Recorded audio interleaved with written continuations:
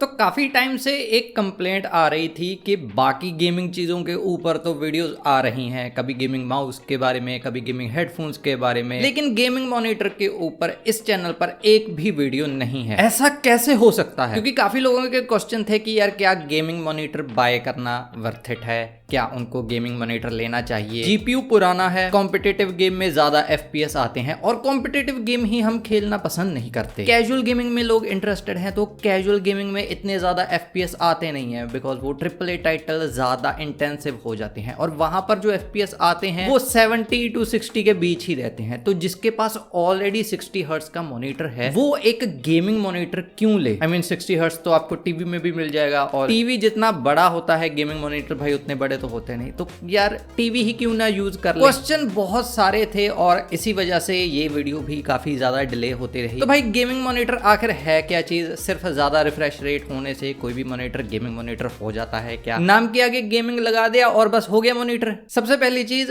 Gaming monitor and regular monitor में सिर्फ refresh rate का ही फर्क नहीं होता, इसमें और चीजें भी होती हैं, जैसे कि lower response time and less input lag. इनके अलावा भी कुछ और चीजें होती हैं, उनके बारे में हम आगे इस वीडियो में बात करेंगे। सबसे पहले बात कर लेते हैं लोअर रिस्पॉन्स टाइम की कि आखिर ये लोअर रिस्पॉन्स टाइम होता क्या है। देखो, जब किसी भी डिस्प्ले का रिस्पॉन्स टाइम ज्यादा होता है विच मींस कि उसके पिक्सल जो होते हैं उनको कलर चेंज करने में काफी ज्यादा टाइम लग जाता है और ऐसे केस में आपको गोस्टिंग जैसी चीजें डिस्प्ले में दिखाई देने लगती हैं, जहां पर फास्ट मूविंग जो ऑब्जेक्ट होते हैं वो अपने बैक साइड पर एक छोटी सी ट्रेल छोड़ जाता है कि भाई हाँ वो इमेज यहाँ पर एक थी। जितनी भी गेमिंग डिस्प्लेज आती हैं वो लोअर रिस्पॉन्स टाइम के साथ आती हैं, मतलब उनका टाइम होता है 1 मिलीसेकंड कि उनके जो पिक्सल हैं वो इतनी जल्दी अपना कलर चेंज कर सकते हैं। अगर कोई भी फास्ट मूविंग ऑब्जेक्ट आता है और आकर वो चला जाता है तो वो उतनी जल्दी ही अपनी इमेज को चेंज कर सकते हैं। इससे आपको गोस्टिंग जैसी चीजें, गोस्टिंग जैसे आर्टिफैक्ट नहीं डिस्प्ले में दिखाई देते। अभी बात कर लेते हैं लोअर इनपुट लैग के बारे में। तो हमने गेमिंग माउस खरीद लिया, इनपुट लैग तो हमारा ऑलरेडी कम हो गया, लेकिन वो जो इनपुट लैग होता है गेमिंग माउस और पीसी के बीच में होता है। लेकिन अभी आपके मॉनिटर को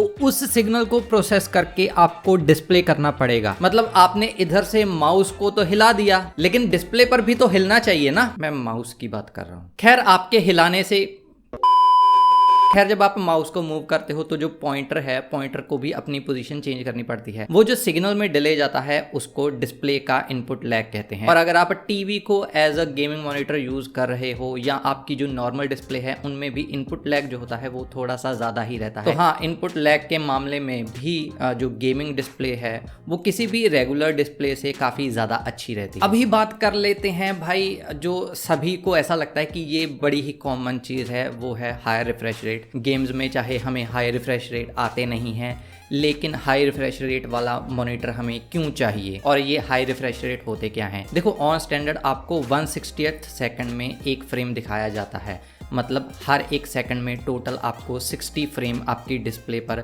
दिखाए जाते हैं और इसको ऑन डिस्प्ले 60 हर्ट्ज बोलते हैं। जब आप 144 हर्ट्ज वाली डिस्प्ले लेते हो तो सेकंड उतने ही रहते हैं, लेकिन जो आपको फ्रेम दिखाए जाते हैं वो 144 होते हैं, विच मीन्स कि जो आपकी इमेज होगी वो काफ़ी ज़्यादा स्मूथ जनरेट होगी। और ये जो एक्सपीरियंस होता है ना, मतलब 60 वाली चीज़ से, 60 हर्ट्ज वाली डिस्प्ले से 144 वाली डिस्प्ले पर जाना, ये एक काफ़ी मेजर अपग्रेड होता है। चाहे पहले नोटिस करो या ना करो, लेकिन एक बार अगर आप 144 हर्ट्ज वाली डिस्प्ले यूज करने लग गए उसके बाद आपको 60 वाली डिस्प्ले बहुत बुरी लगने लग जाएगी। और एक वेबसाइट है जहां पर आप ये चीज चेक कर सकते हो, ब्लरबस्टर उसका नाम है, मैं लिंक डिस्क्रिप्शन में दे दूंगा। रेगुलर मॉनिटर्स में एक प्रॉब्लम आपको और ज्यादा देखने को मिल जाती है, और चाहे फिर आप कॉम्पिटिटिव गेम खेल रहे हो या फिर कैजुअल गेम, और इस प्रॉब्लम का नाम है स्क्रीन टेयरिंग। जब आपका जीपीयू ज्यादा एफपीएस प्रोवाइड करवाता है तो आपकी जो डिस्प्ले है वो इतना केपेबल नहीं होती कि इतने जल्दी अपना फ्रेम जो है चेंज कर सके, लेकिन वो कोशिश जरूर करती है और इस कोशिश में आपकी डिस्प्ले के ऊपर उस पर्टिकुलर टाइम में 2 फ्रेम्स या 3 फ्रेम्स या 4 फ्रेम आ जाते हैं। और जब ये मल्टीपल फ्रेम आते हैं तो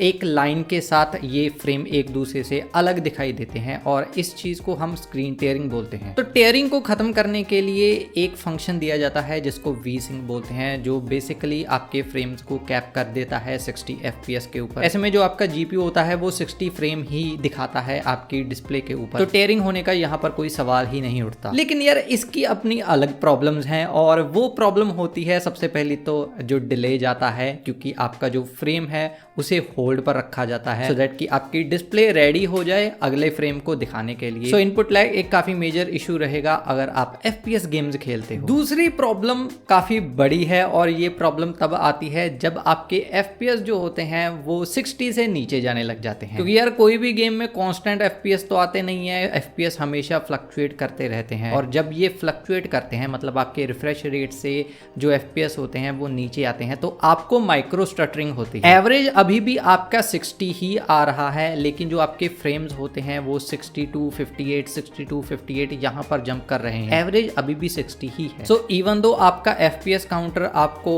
60 FPS ही दिखा रहा है एवरेज, लेकिन वहां पर आपको स्टटरिंग फील होती है, क्योंकि आपका जो गेम प्ले होता है वो स्मूथ नहीं चलता। और ये प्रॉब्लम चाहे आप 60 हर्ट्ज का पैनल यूज कर रहे हो या 144 हर्ट्ज का पैनल यूज कर रहे हो, ये चीजें दोनों केसेस में अप्लाई होती हैं। ज्यादा रिफ्रेश रेट पर आपको ये चीजें जस्ट दिखाई नहीं देती। अगर आपका GPU केपेबल है ज्यादा FPS देने के, तो वहां पर ये फील नहीं होती, 60 पर ये ज्यादा फील होती हैं। इस प्रॉब्लम को दूर करने के लिए एनवीडिया एंड AMD ने दोनों ने अपनी एक टेक्नोलॉजी इंट्रोड्यूस करवाई थी जो वेरिएबल रिफ्रेश रेट के ऊपर बेस्ड है। एनवीडिया इसे G-Sync बोलती है एंड AMD इसे FreeSync बोलती है। वेरिएबल रिफ्रेश रेट में जो आपका मॉनिटर होता है वो मल्टीपल रिफ्रेश रेट सपोर्ट करता है, तो उस पॉइंट पर आपका GPU और आपकी डिस्प्ले दोनों सिंक में काम करते हैं। अगर आपको 144 FPS आ रहे हैं तो आपकी डिस्प्ले 144 हर्ट्ज पर चलेगी, अगर आपको 120 आ रहे हैं तो आपकी डिस्प्ले 120 हर्ट्ज पर चलेगी। एक रेंज होती है इन दोनों डिस्प्लेस में। लेकिन ऑब्वियसली बात है, नॉर्मल जितनी भी डिस्प्लेस होती हैं, रेगुलर डिस्प्लेस होती हैं या फिर एक टीवी होता है, उनमें ये फंक्शन बिल्कुल भी नहीं होते, उनमें कोई भी स्मूथ गेम प्ले वाली चीज नहीं होती। ये तो हो गई वो चीजें जिसकी वजह से आपको एक गेमिंग डिस्प्ले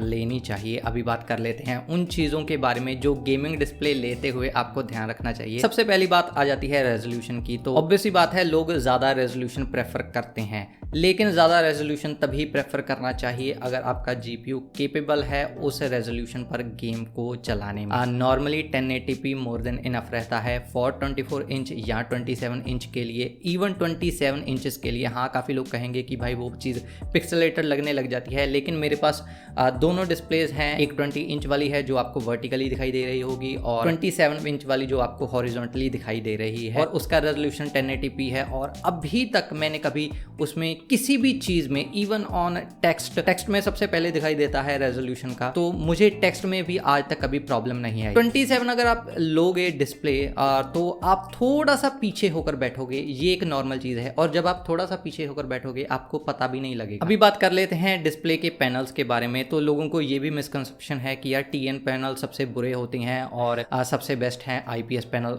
ऑब्वियसली ये चीज भी है, लेकिन आज के टाइम में TN पैनल भी काफी अच्छे आते हैं। TN पैनल और IPS पैनल में दो मेजर डिफरेंस यही होते हैं कि IPS पैनल में जो व्यूइंग एंगल होते हैं वो काफ़ी ज़्यादा होते हैं। मतलब अगर आप साइड से भी देखो, नीचे से भी देखो, ऊपर से भी देखो, तो आपको इमेज जो है वो वैसी ही दिखाई देगी। लेकिन TN पैनल में आपको व्यूइंग एंगल इतने अच्छे नहीं मिलते। बात रही कलर्स की, तो हाँ, IPS पैनल के कलर ज़्यादा बेटर होते हैं as compare to TN panel. लेकिन आप अपने TN पैनल को भी, जिसके पास भी TN पैनल है, मैं उनके लिए कह रहा हूँ, उसके भी कलर कैलिब्रेट कर सकते हो। ऑब्वियसली अगर आपका बजट है तो IPS पैनल की तरफ जाना काफ़ी सही रहेगा। वहाँ पर भी आपको ध्यान रखना होगा कि वो प्रॉपरली कैलिब्रेटेड हो, 100% या 99% sRGB हो। लेकिन जहाँ तक बात रही रिस्पॉन्स टाइम के बारे में, तो TN पैनल का नॉर्मली रिस्पॉन्स टाइम आपके IPS पैनल से बेटर होता है। तो अगर आपको रिस्पॉन्स टाइम चाहिए तो TN पैनल भी आप कंसिडर कर सकते हो। अगर आपको ज़्यादा अच्छे कलर चाहिए, अगर आप थोड़ी बहुत एडिटिंग भी करना चाहते हो, तो IPS पैनल ही ज़्यादा बेटर ऑप्शन रहेगा। तो हाँ, अगर देखा जाए गेमिंग डिस्प्ले एक रेगुलर डिस्प्ले या किसी भी टीवी से बहुत ज़्यादा अच्छी होती हैं, और उसमें काफ़ी ऐसे फीचर होते हैं जो आपके गेम प्ले के एक्सपीरियंस को और ज़्यादा एनहांस कर देते हैं। ऑब्वियसली अगर आपकी मेन रिक्वायरमेंट है एक बहुत बड़ी डिस्प्ले की, फिर तो टीवी में जाना ज़्यादा सही रहेगा। अगर आप काउच गेमिंग करना चाहते हो, कैजुअली गेमिंग करना चाहते हो, प्ले स्टेशन लगा कर गेमिंग करना चाहते हो फिर तो भाई टीवी ही देख लो, बिकॉज टीवी में आपको वो ऑप्शन मिलते हैं। लेकिन उन चीज़ों पर आप एडिटिंग जैसी चीज़ें हुई या आपकी नॉर्मल जो भी वर्क है वो चीज़ नहीं कर सकते, उसके लिए आप गेमिंग डिस्प्ले ही प्रेफर करो। और इवन वो लोग भी जिनके पास एक अच्छा एडिटिंग वाला भी पीसी है वो भी गेमिंग डिस्प्ले यूज कर सकते हैं अपने रेगुलर काम के लिए। पिछले कुछ दिनों में मैं भी वही कर रहा हूं। आई होप कि ये वीडियो आपके गेमिंग डिस्प्ले को लेकर जितने भी डाउट्स होंगे वो क्लियर कर देगी। सो अगर ऐसा होता है मेक श्योर वीडियो को लाइक कर देना। अगर चैनल पे नए हो तो चैनल सब्सक्राइब करके बेल आइकन जरूर प्रेस कर लेना। मैं मिलता हूं आपको अगली वीडियो में, तब तक के लिए टेक केयर, पीस आउट।